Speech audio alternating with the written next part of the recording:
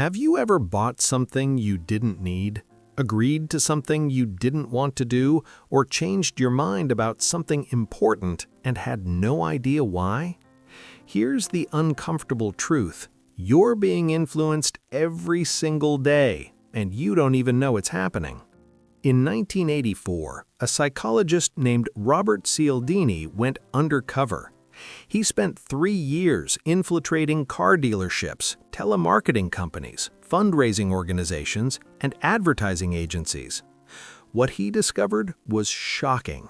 There are 6 universal principles that can make people say yes to almost anything. These principles are so powerful that governments have tried to regulate them. Marketers have built billion-dollar empires using them. And the scary part? They work even when you know about them. Today, we're diving deep into one of the most influential books ever written about persuasion, Influence, The Psychology of Persuasion by Robert Cialdini. By the end of this video, you'll understand exactly how you're being manipulated every day, and more importantly, how to protect yourself. But before we start, tell me in comments which book you'd like us to cover in the next episode. And let me ask you something. Have you ever felt pressured to like a video just because the creator asked? Well, I'm not going to do that yet. See what I did there? That's one of the principles we'll cover. Stick around. Chapter 1: The Weapons of Influence.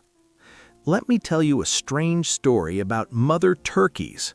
Mother turkeys are amazing parents. They're protective, caring, and nurturing. But here's the weird part.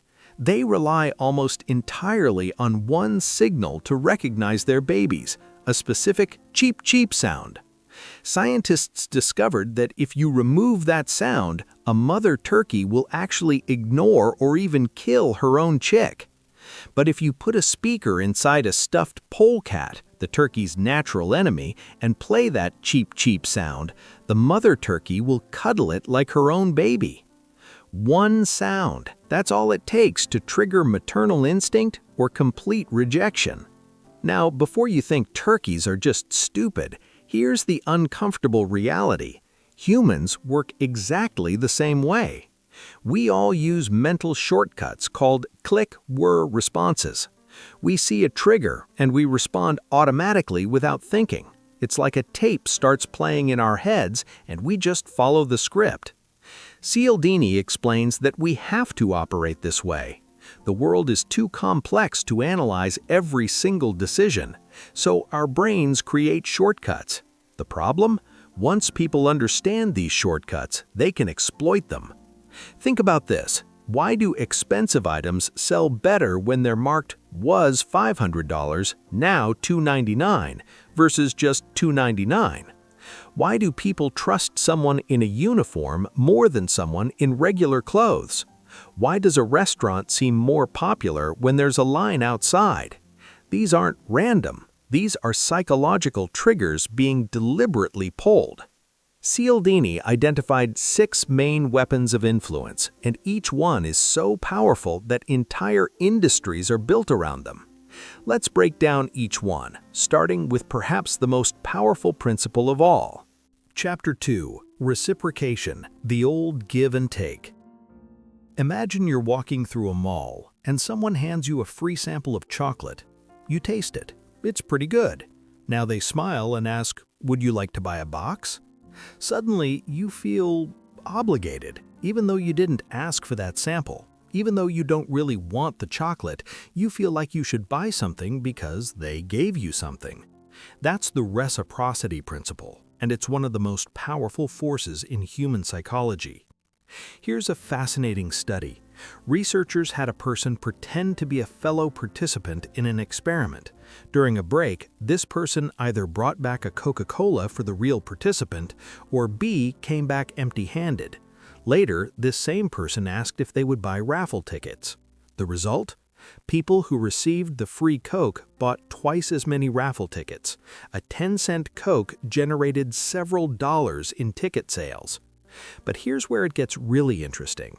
The rule of reciprocity is so powerful that it often overpowers other factors. In that same study, whether people liked the person or not didn't matter nearly as much as whether they received the Coke. The reciprocity trigger overrode personal feelings. The rejection then retreat technique. Now, let me show you how professionals weaponize this principle. Cialdini shares his own experience. He was approached by a Boy Scout selling tickets to a circus. The price? $5. Cialdini said no. Then the boy said, "Well, if you don't want tickets, would you at least buy some of our chocolate bars? They're only $1 each." Cialdini bought 2 bars. On his way home, he realized what happened. The boy had made a concession, lowering his request, which triggered Cialdini's obligation to make a concession in return, buying something. This technique is everywhere. A car salesman starts with an expensive model, then settles for a cheaper one. A contractor quotes you $10,000, then works with you to get it down to $7,500. Your child asks to stay out until 2 a.m., then compromises on midnight. The genius is that the second request was the goal all along, but by starting higher and retreating, they make you feel like you're winning when you're actually giving them exactly what they wanted. How to defend yourself. Cialdini offers simple advice. It's okay to accept genuine gifts and favors, but when you recognize a sales device, you can mentally redefine it. That free sample isn't a gift, it's a sales tactic. Once you reframe it, the obligation disappears. The key question to ask yourself is, would I want this person to do this favor for me again? If the answer is no, it probably wasn't a genuine favor. Chapter 3. Commitment and Consistency, Hobgoblins of the Mind. Let me tell you about one of the most disturbing psychological experiments ever conducted. In the 1950s, Chinese communists held American prisoners during the Korean War, but instead of using brutal torture, they used something far more effective. They got prisoners to make small commitments.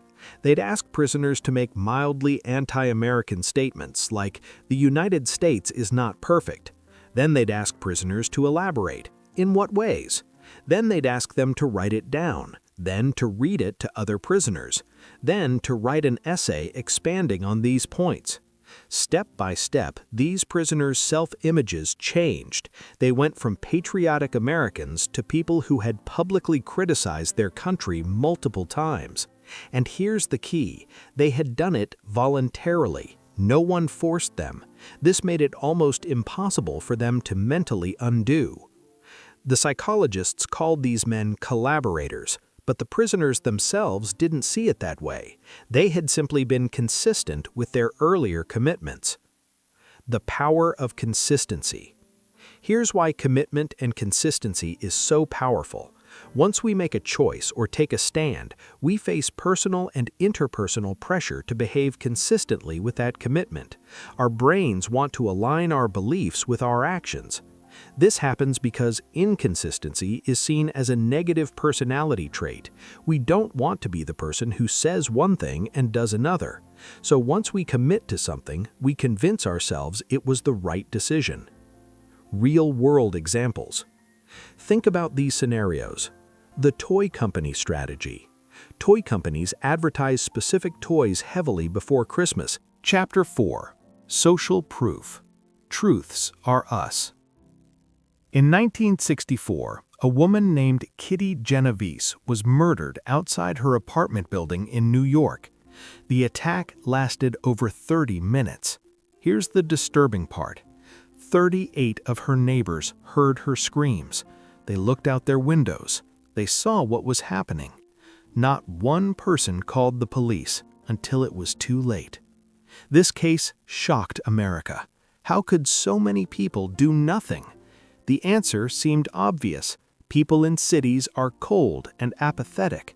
But psychologists discovered something far more interesting and far more disturbing.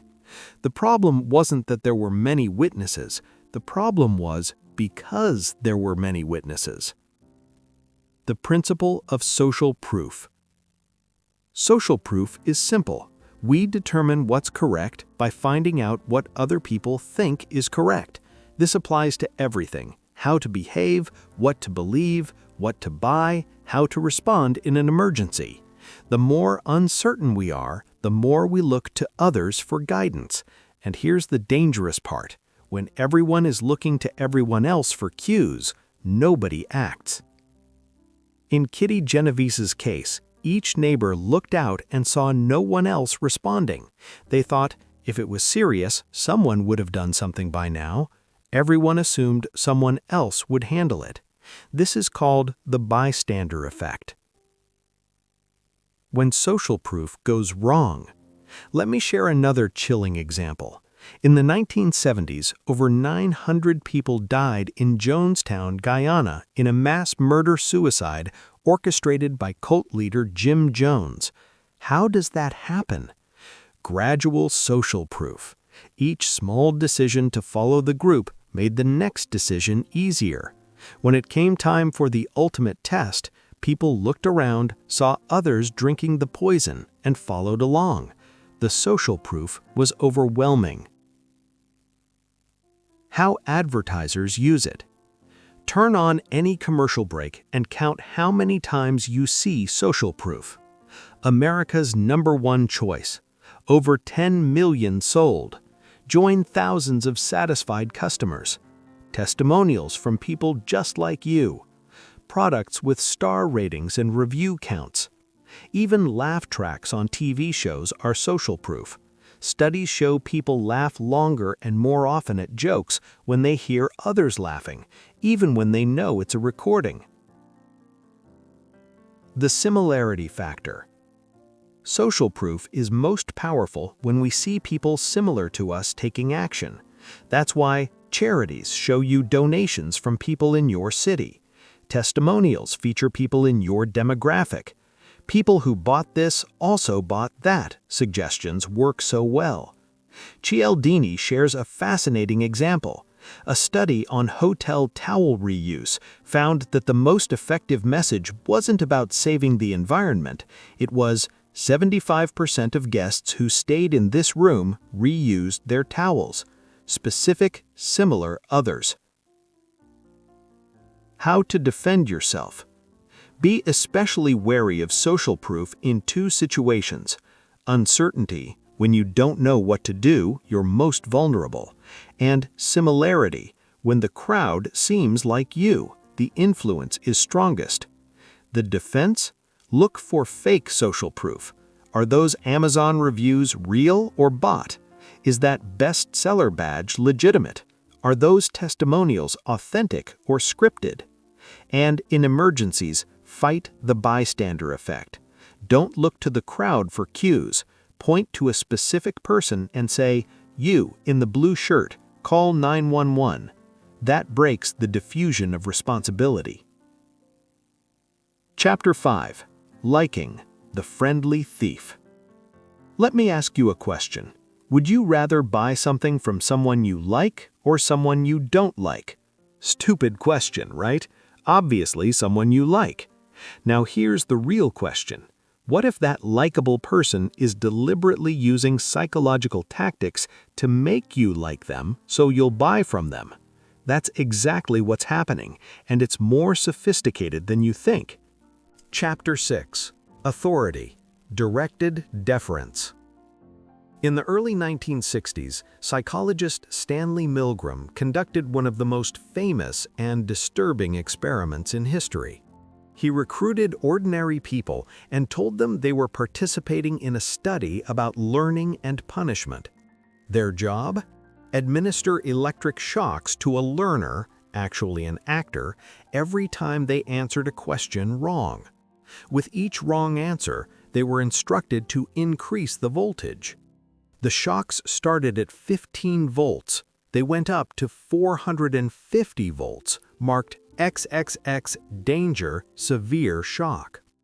The actor would scream, beg them to stop, complain about a heart condition, and eventually fall silent, suggesting unconsciousness or death. But whenever participants hesitated, the researcher in a lab coat would calmly say things like, "Please continue. The experiment requires that you continue. You have no choice. You must go on." How many people do you think went all the way to 450 volts? Be honest with yourself before I tell you. The answer? 65%. Nearly 2/3 of ordinary, decent people administered what they believed were potentially lethal shocks simply because someone in a position of authority told them to. The power of authority. We're trained from birth to obey authority figures, parents, teachers, police, doctors, bosses. This obedience is necessary for society to function, but it creates a vulnerability that can be exploited. Cialdini shares a medical example. A doctor ordered a nurse to administer eardrops to a patient's right ear. He wrote, "Place in our ear." The nurse, following orders from an authority figure, put the drops in the patient's rear end. She didn't question it because a doctor ordered it. This wasn't an isolated incident. Studies show nurses will often follow clearly wrong orders from doctors without questioning them. The symbols of authority. You don't even need to be a real authority figure. You just need the symbols. 1. Titles. Simply introducing someone as doctor or professor makes people perceive them as taller, more intelligent, and more trustworthy. In one study, the same person was introduced to different classes with different credentials. Students estimated his height to increase by half an inch with each increase in status. Titles are so powerful that con artists use fake credentials constantly. 2. Clothing. A uniform or suit conveys authority instantly. In one study, a man dressed in a guard's uniform could get pedestrians to commit minor violations, like picking up trash for him, far more easily than when dressed in casual clothes. Ever notice how doctors wear white coats even though they serve no medical purpose? It's pure authority signaling. 3. Trappings. Expensive cars, large offices, fancy accessories all signal authority and status. In one study, drivers waited significantly longer before honking at an expensive luxury car than an economy car blocking an intersection. How authorities are misused. Think about these common tactics. Celebrities endorsing products they know nothing about. 4 out of 5 dentists recommend. What about the 5th? Actors playing doctors in pharmaceutical commercials. Financial gurus with impressive titles but no real credentials. The key question we forget to ask is this person truly an expert in this specific area? How to defend yourself. Cialdini recommends asking 2 questions. Is this authority truly an expert? Just because someone is a doctor doesn't mean they're an expert in nutrition. Just because someone is successful doesn't mean they're an expert in investing. Does this expert have something to gain by convincing you? Are they being paid to endorse this product? Real authorities don't mind these questions. Con artists do. Chapter 7. Scarcity, the Rule of the Few. On January 22, 2007, a strange experiment took place in a Washington, D.C. metro station. A man in jeans and a baseball cap pulled out a violin and started playing. For 43 minutes, he performed 6 Bach pieces. Over 1,000 people passed by. Only 7 stopped to listen. He made $32 in tips. Here's the twist. That man was Joshua Bell, one of the world's greatest violinists. 3 days earlier, he'd performed at Boston Symphony Hall, where decent seats cost $100. He was playing a violin worth $3.5 million. Why did people ignore him? Because he was abundant, available, common. Anyone could walk by and hear him anytime. This is the scarcity principle. We want things more when they're less available. The psychology of scarcity. Scarcity works on 2 levels. First, Rare things are typically more valuable. This makes sense. Diamonds are more expensive than water because they're scarcer, even though water is more necessary for survival. Second, and more psychologically powerful, when something becomes scarce, we feel like we're losing freedom. We react against that loss by wanting it even more. Psychologists call this psychological reactance. The Romeo and Juliet effect. Studies on relationships show something fascinating. When parents interfere with a relationship, it often makes the romance more intense. The interference creates scarcity. We can't be together freely, which intensifies desire. This isn't just ancient Shakespeare, it's verified in modern research. Couples facing parental opposition report stronger feelings than couples with parental approval. How businesses weaponize scarcity. Walk through any retail environment and count the scarcity tactics. Limited time offer, only 3 left in stock, today only. Available while supplies last, exclusive to members. Timer counting down on websites. The most sophisticated tactic? Creating scarcity where none naturally exists. The cookie jar study. Cialdini describes a brilliant experiment with chocolate chip cookies. Participants rated cookies from either a jar with 10 cookies or a jar with 2 cookies. Same cookies, same freshness, different availability. The cookies from the jar with 2 were rated as more desirable, more attractive, and more likely to be purchased. Then researchers made it even more interesting. They gave some participants a jar with 10 cookies and then took 8 away, leaving only 2. These cookies, the ones that started abundant and became scarce, were rated even higher. The lesson? Newly scarce items are more desirable than consistently scarce items. We don't just want rare things, we especially want things that we're afraid of losing. The deadline technique. Ever notice how many sales end on Sunday night, or how many special offers expire at midnight? Studies show people make faster, less thoughtful decisions under time pressure. When something is scarce, we stop thinking critically about whether we actually need it. Our brains shift from, "Is this good?" to, "How do I get this before it's gone?" Competition amplifies scarcity. The most powerful form of scarcity isn't just limited availability, it's competition for limited resources. Real estate agents know this. 1 interested buyer, lukewarm interest. 2 buyers competing, bidding war.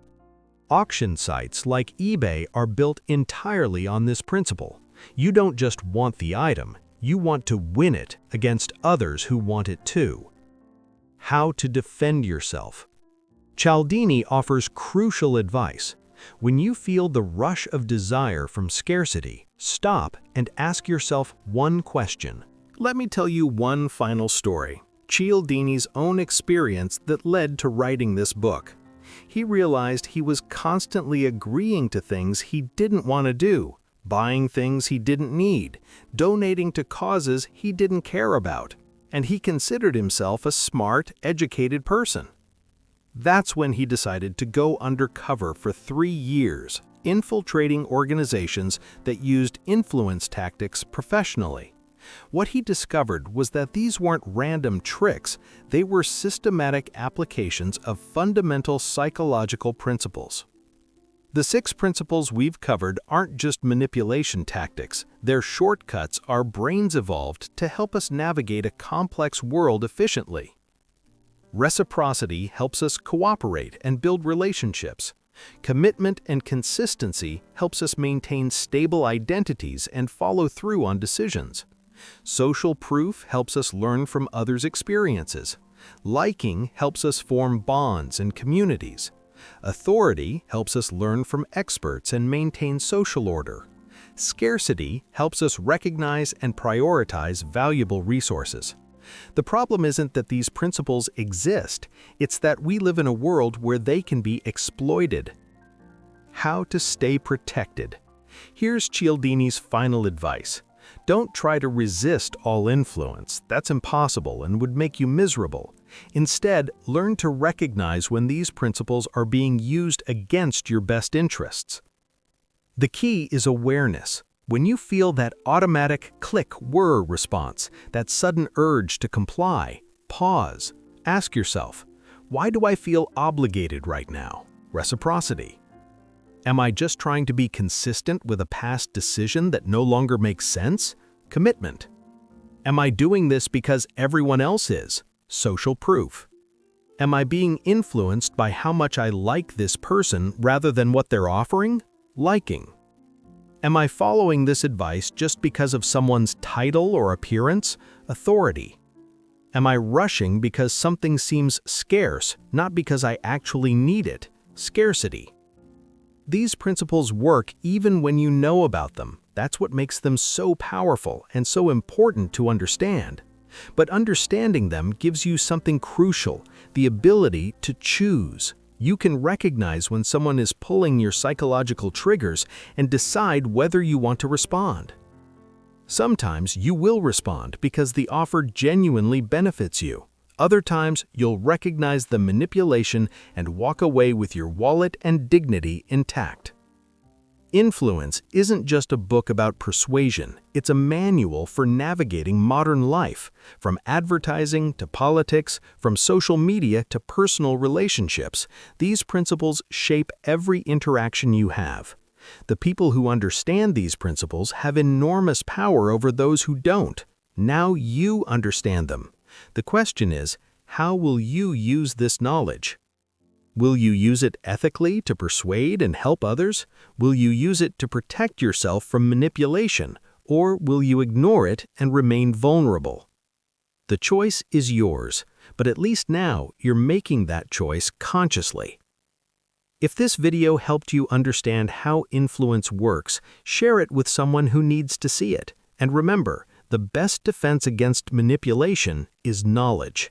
Now, if you'll excuse me, I need to go return some things I bought this week that I definitely didn't need.